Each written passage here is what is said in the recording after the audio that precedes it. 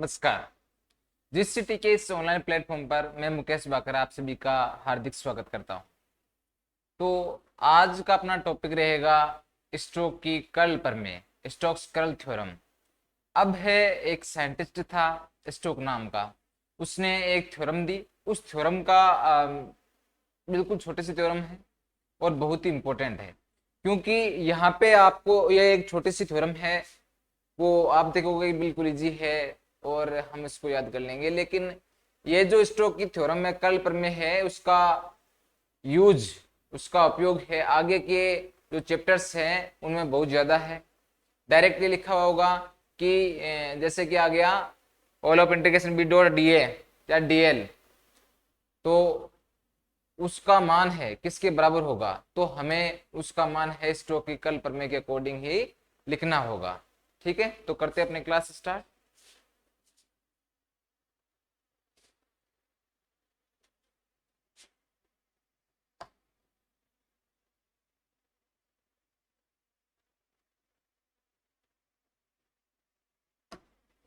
Stock की curl प्रमेय।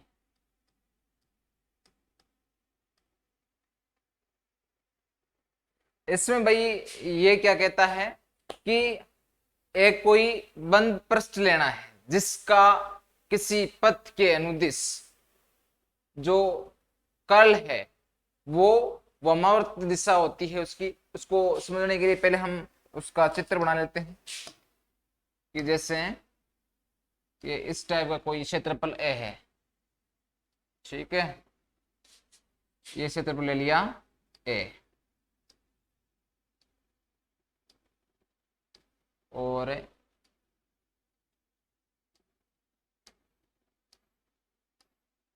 ये इस प्रकार से इसकी दिशा हो जाएगी। ये इस चीज से बंद पृष्ठ है। इसमें देखना, इसमें जो गति होगी वो किस तरह से होगी, ये इस प्रकार से। तो इसमें आपके एल एम एन ये नाम दे लो। ठीक है, तो ये है आपके एक बंद पृष्ठ जिसको हम कह सकते हैं बंद पृष्ठ, जिसकी दिशा क्या है, वामावर्त। वामावर्त का अर्थ क्या जानते हो ना, एंटी क्लॉकवाइज। क्लॉकवाइज का अर्थ दक्षिणावर्त होता है, एंटी क्लॉकवाइज का मतलब होता है वामावर्त। यानी जो क्लॉकवाइज का अर्थ है घड़ी के समान, और घड़ी के समान कौन सी होती है, इस तरह से होती है, टिक टिक टिक घड़ी इस तरह से चलती है, यानी कि दक्षिणावर्त दिशा होती है। ठीक उसी प्रकार से इसमें है जो दिशा है वो क्या है, वामावर्त, यानी एंटी क्लॉकवाइज है इसकी दिशा। तो स्टोक ने क्या बताया कि जो क्षेत्रफल अल्पांश है, ये जो क्षेत्रफल अल्पांश है, इस क्षेत्रफल अल्पांश से परिबद्ध करने वाले पथ के अनुदिश क्षेत्र का जो परिसंचरण अपने परिसंचरण या कर्ल है वो क्या है, वामावर्त है। तो पहले हम थ्योरी लिख देते हैं, उसके बाद में जो आपके डेरिवेशन है वो हल करते हैं। तो थ्योरी में क्या लिखेंगे भाई, सबसे पहले तो हम ये मानेंगे कि कर्ल स्टोक कर्ल प्रमेय है, उसको सिद्ध करने के लिए, हल करने के लिए माना हमने एक कोई पृष्ठ लिया या शीर्ष से परिबद्ध एक क्षेत्रफल अल्पांश लिया, और उसके अकॉर्डिंग हमने है इस तरह से जो क्या इसको बोलते हैं, क्षेत्रफल अल्पांश से पथ के अनुदिश है वो मान मानना है। तो करते हैं अपने इस क्लास की, माना किसी क्षेत्रफल अल्पांश सदिश क्षेत्र कर दो भाई, सदिश क्षेत्र ए में, सदिश क्षेत्र ए में क्या होगा, सी क्या है, सी है एक क्षेत्रफल बंद पथ। क्षेत्रफल का बंद पथ ही तो है, ये बंद पथ ही है। क्षेत्रफल बंद परिपथ सी है। अब ये हो गया सी। तो सी होने के बाद में हम क्या बताएंगे कि जो ये बंद पृष्ठ है, ये वाला बंद पृष्ठ है ना, प्रत्येक जो क्षेत्रफल अल्पांश है उसको परिबद्ध करने वाले क्षेत्रफल अल्पांश का कर्ल क्या होगा, वामावर्त। तो क्या लिखूंगा मैं कि प्रत्येक क्षेत्रफल अल्पांश के पथ को परिबद्ध करने वाला परिसंचरण या परिसंचरण, ये क्या है, कर्ल वामावर्त है। वामावर्त एंटी क्लॉकवाइज, ये आपने दिशा देख ली है ना। इसलिए जो दो क्षेत्रफल अल्पांश लेंगे, यहां से हमने दो क्षेत्रफल अल्पांश लिए, तो उन दोनों क्षेत्रफल अल्पांशों का मान है वो लगभग बराबर एवं विपरीत होगा। कि जैसे कि मैंने यहां से लूंगा, मैं एक ये यहां से ले लिया, इस तरह से लूं मैं, तो जब तो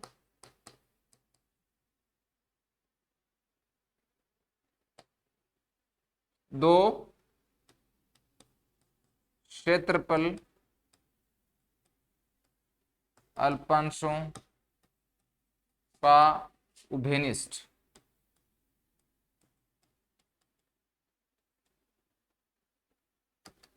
बिंदुओं या उभयनिष्ठ बिंदु का मान बराबर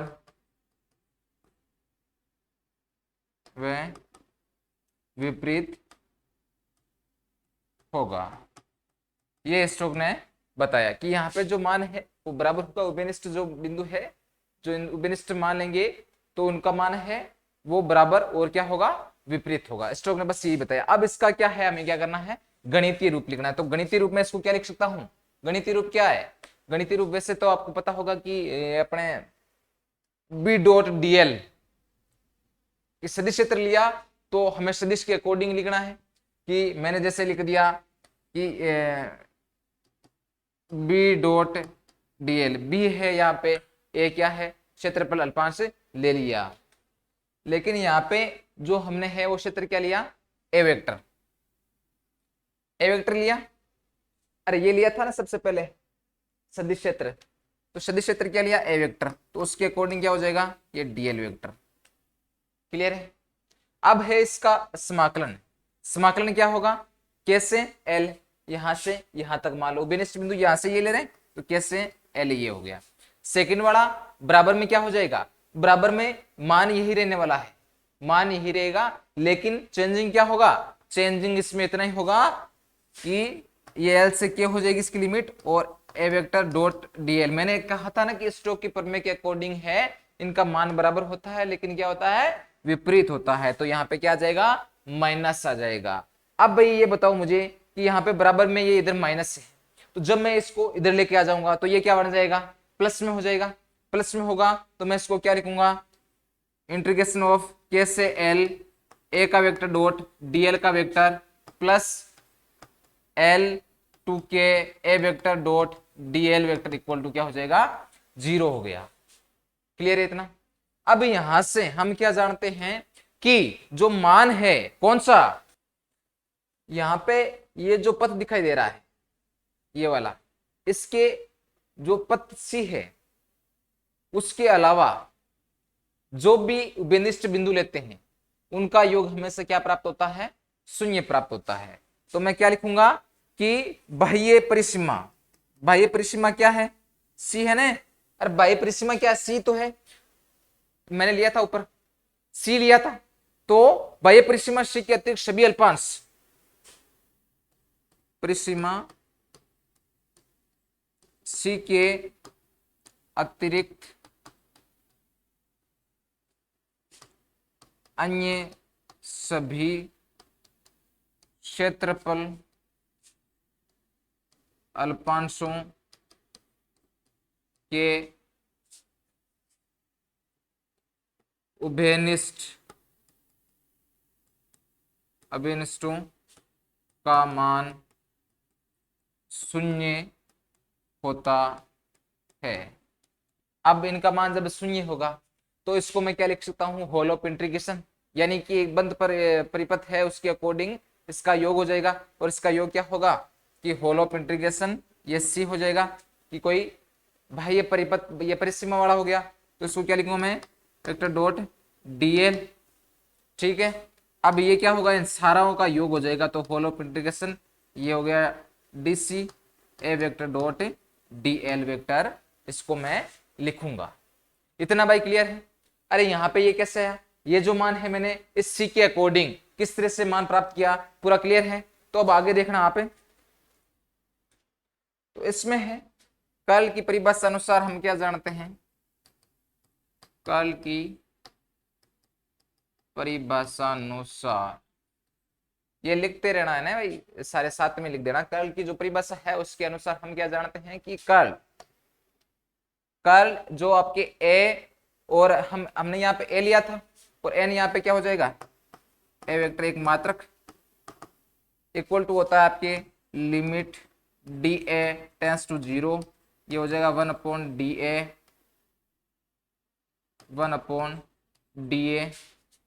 और जो ऊपर हमने क्या लिया था, ये वाला मान लिया था। अरे क्या मान था ये, whole of integration a dot dl, यही था।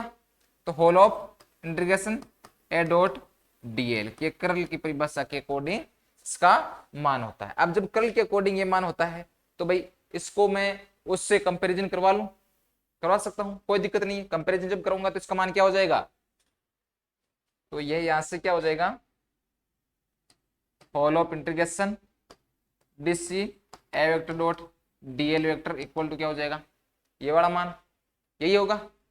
अरे यही होगा ना भाई, इक्वल ए वेक्टर डॉट एन वेक्टर, और इसमें यहाँ पे क्या आ जाएगा, ये जो साथ में डीए आ जाएगा यहाँ पे, तो ये curl dot a vector dot n cap dot ये हो जाएगा डीए। इसको मैं इस रूप में लिख सकता हूं। और यहाँ पे जो एन कैप है वो क्या है, क्षेत्रफल,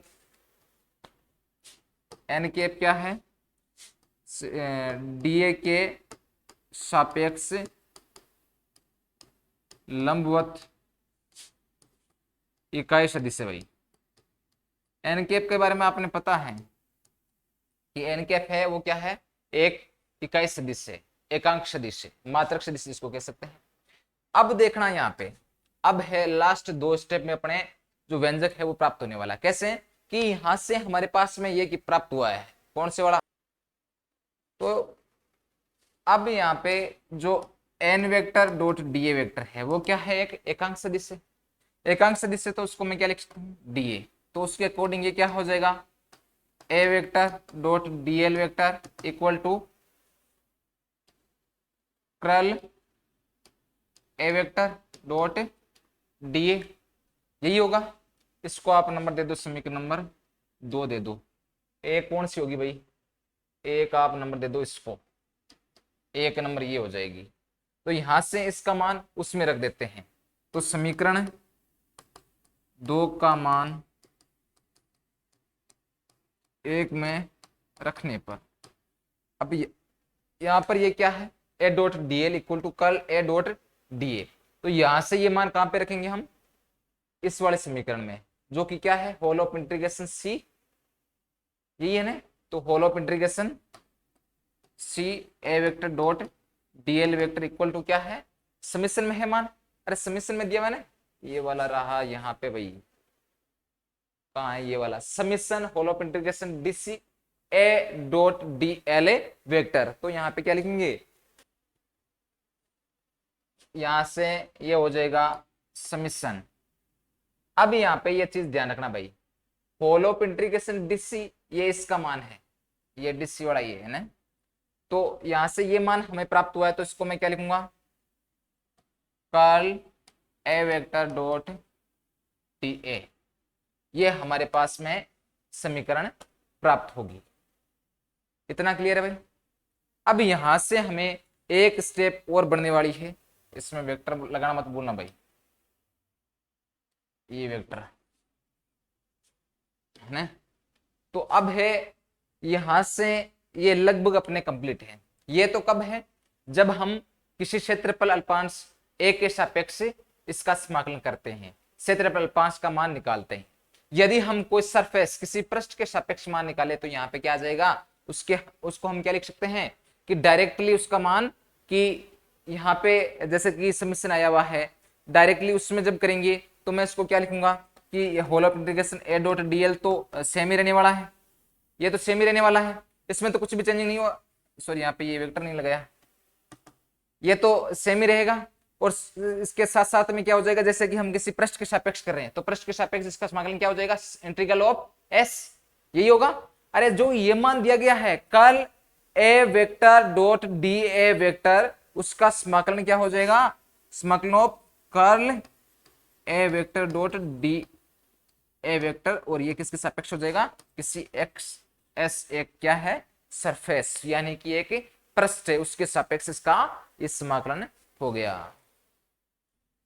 अब इसको हिंदी में जैसे कि अपने व्यंजक रूप में या फिर हम कह सकते हैं कि शब्दों में लिखो इसको, तो इसको क्या लिखूंगा मैं कि कोई बंद पृष्ठ है तो उसको क्या लिखूंगा, किसी सदिश क्षेत्र में, किसी सदिश क्षेत्र में बंद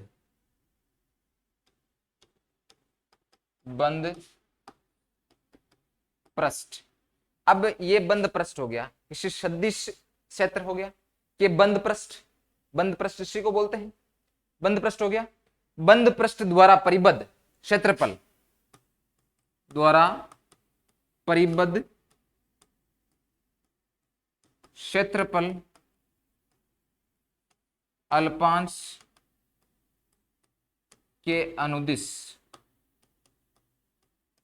क्षेत्रफल की यहाँ परिसीमा भी यहाँ पे लिख सकते हैं, परिसीमा यहाँ से यहाँ तक जो भी परिसीमा होती है, क्षेत्रफल की परिसीमा लिखना भाई, अल्पांश मत करना, क्षेत्रफल की परिसीमा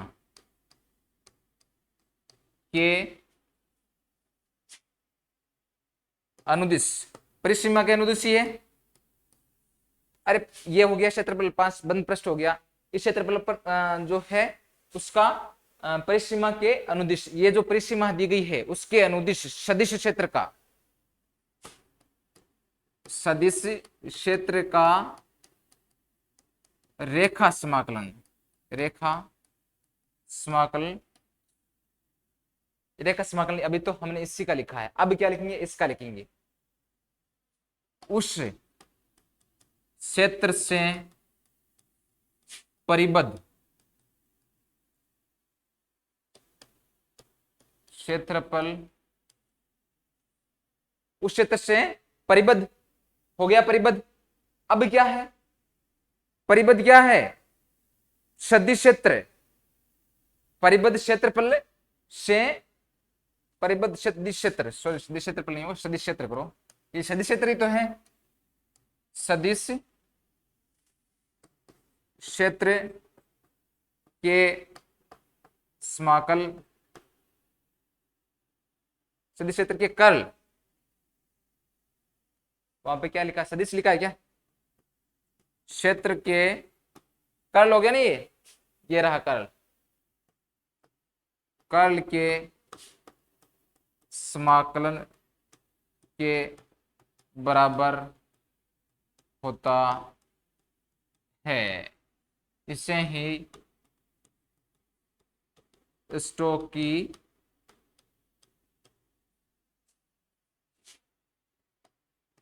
कर्ल प्रमेय कहते हैं।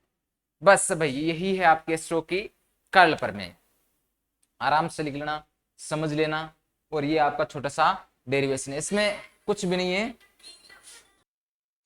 तो ये तो थी अपने स्टोक्स की कर्ल प्रमेय। अब हम पढ़ते हैं कर्ल का भौतिक अर्थ क्या है, तो नेक्स्ट में आ जाओ आप।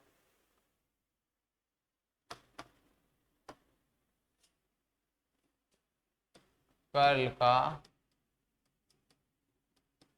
भौतिक अर्थ,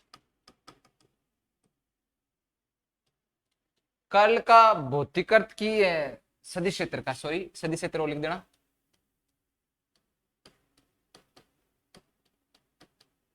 सदिश क्षेत्र के कर्ल का दिखाई दे रहा है ना सभी को। कर्ल का भौतिक अर्थ क्या होता है, कोई भी सदिश क्षेत्र है उसमें कोई द्रव हो, किसी भी एक नियत वेग से गति कर रहा है, तो उस वेग के साथ साथ में परिसंचरणीय गति होती है, लेकिन बात ये होनी चाहिए कि उसके वेग का मान शून्य न हो। तब जो ये गति होती है परिसंचरणीय गति, उसे ही कर्ल कहा जाता है। बस यही है, शॉर्ट एंड स्वीट में भौतिक अर्थ की बात ये करें तो समझ गए होंगे कि जैसे कोई टब है, वो पानी से भरा हुआ है, उसमें जब एक छेद कर दिया जाता है तो द्रव की गति तो ऊपर रहती है, लेकिन जो द्रव की सतह है उसके ऊपर भंवर रूप से जो एक गति होती है विशेष प्रकार की, और वही क्या कहलाती है, सदिश क्षेत्र का कर्ल कहलाती है। तो ये डिपेंड करती है घूर्णन और परिसंचरण गति पर। ठीक है, तो इसकी थ्योरी लिख देते हैं थोड़ी सी। यह सदिश क्षेत्र के कर्ल का भौतिक अर्थ है भाई। यहाँ पे जो नाम है स्पष्ट रूप से नहीं दिखाई दे रहा है तो लिख देना ऊपर, सदिश क्षेत्र का कर्ल, सदिश क्षेत्र के कर्ल का भौतिक अर्थ। ठीक है, तो अब देखो यहां से करते हैं शुरू। सदिश क्षेत्र के कर्ल की उत्पत्ति घूर्णन या परिसंचरणीय गति से होता है। ठीक है, घूर्णन या परिसंचरणीय गति से इसका उत्पत्ति होती है। माना किसी सदिश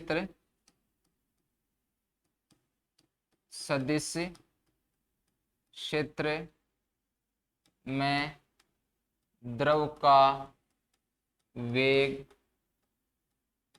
डज नॉट इक्वल टू 0 हो तो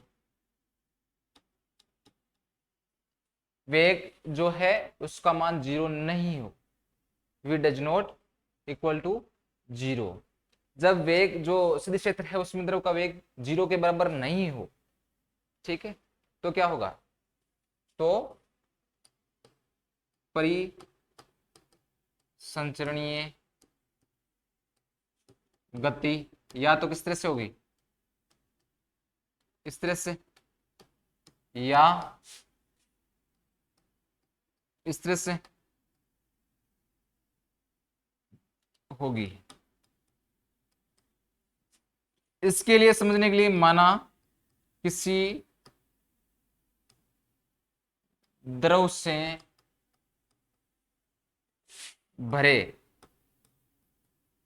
टब में छेद करने पर द्रव की सतह पर भंवर धाराएं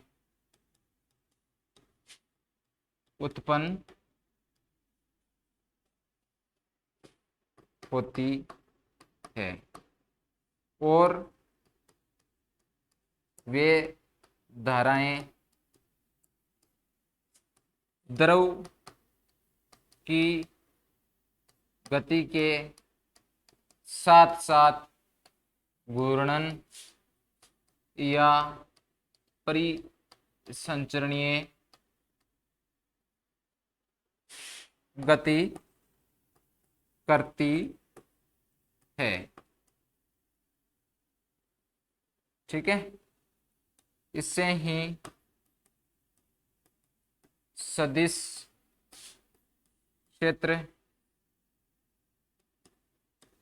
का कर्ल कहते हैं।